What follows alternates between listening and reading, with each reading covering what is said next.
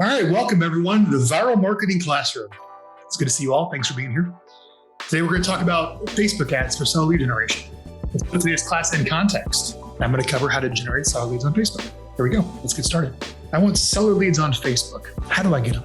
Probably the best way to get them, if I was in your shoes, I would start running ads on Facebook of like, hey, are you sick of living in your starter house? Or would you like a room with a pool? Or are you working from home now? Or you need an office? Is it time to trade up? Is it time to move into a better house? Look at all these better houses for sale. That's really cool because you market some really nice houses on Facebook. People are probably going to want to see houses. They're really nice. That's what they're entertained. And they're going to click the link and they're going to go back to your home search site.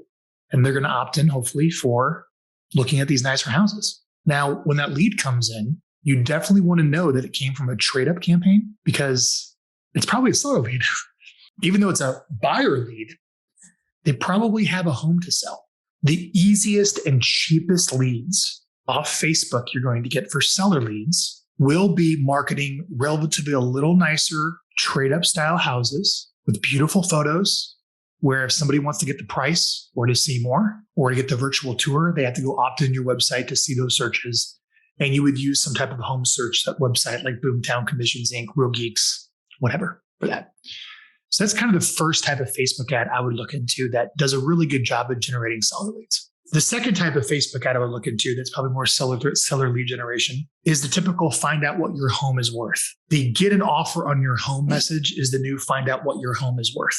So typically you can run ads of, hey, home prices are up in your area. Here's several homes that are selling. Find out what your home was worth too. Click here. Facebook ad for trade up houses, searching for houses is a good seller lead source, as well as maybe find out what your home is worth type of an ad going to some type of landing page where people can find out what their home is worth on your website. Those are kind of two of your most popular ones. What I'm going to give you is the one that the consumers really want, and you're just going to have to figure out how to deliver on it. One being an instant offer on your home. If you just want a quick, painless, instant offer to figure out what a buyer would pay for your home, put your information in to get an offer. Now, the first thing when I say that is how do you ethically provide something like that? You have to build relationships with institutional buyers. There's 13 steps to writing a killer Facebook ad. Are you guys ready for the steps? Let's go. So the very first thing you have to do when you write a Facebook ad is you have to figure out what messages your competitors are putting out that are spending a lot of money on Facebook and model them. You have to figure out what are some other big agents in the area do I think is trying to generate seller leads.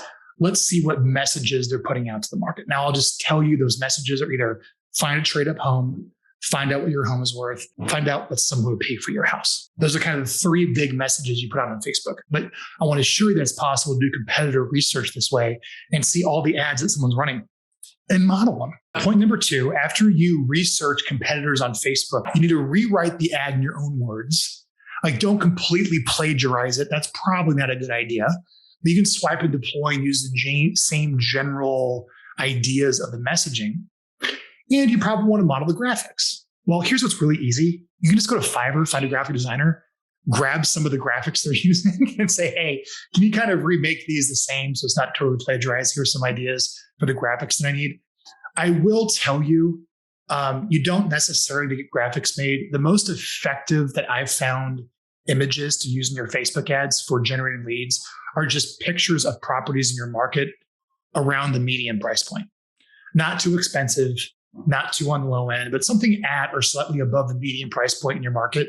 Just a straight picture of the house front on is what works best. So if you're going to find out what your home is worth, or find out, get an offer on your house, that type of an ad, just use like pictures of homes around the median price point in your market for the images. The next thing is I got the raw materials for the ad. Now, where am I going to send them? Like, where do I actually send them to get why they're clicking on the ad? Now, what's really important here is you have to model kind of the landing page as well as the form. And I'll tell you, the form is a lot more important than the landing page. Is if we have to create a Facebook ad campaign, let's research what the competitors are doing. Let's take a look at what messages they're putting out that are attracting the types of leads that we want. Let's maybe rewrite some of the ads in our own words, but honestly, like it's a sentence or two, just use the same stuff. Who cares? Like it's not that big of a deal. It's really close. A lot of people are using the same language. Okay. And then let's go take a look at the landing page. And sure, we can make that all beautiful or not, but I'm telling you, it's not really the page. It's the form. How does the form work to make it easy and to tap and to instead of just, going straight for the jugular, of, what's your phone number?